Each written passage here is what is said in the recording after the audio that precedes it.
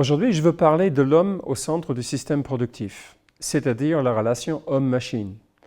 On en parle beaucoup, mais dans les réalités, il se passe très peu de choses. Qu'est-ce que ça veut dire?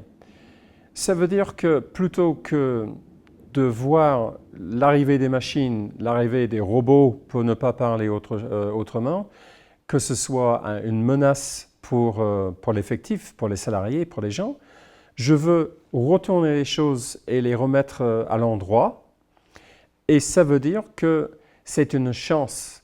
C'est le couple, c'est le binôme homme-machine qui est l'avenir déjà de la production, mais aussi de l'apprentissage et de la productivité. De la productivité. L'ensemble le plus efficace pour jouer aux échecs, jeu compliqué au monde, ce n'est pas un homme, ce n'est pas une machine, c'est un homme avec une machine.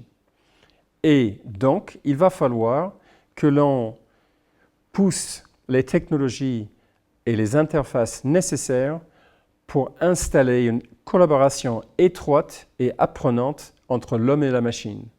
En fait, la machine va renvoyer l'homme à son humanité. La machine va connaître quels sont les avantages et quelles sont les intuitions de l'homme et les compétences, et inversement. Il faut que l'on arrête de voir sa question homme-machine comme un jeu à somme zéro.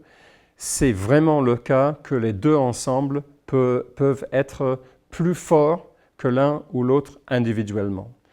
En fait, on va promouvoir des projets de recherche en fait, dans ce sens, où nous allons créer des interfaces intelligentes et apprenantes pour maximiser l'apport de la machine et l'apport de l'homme, et surtout leur travail ensemble.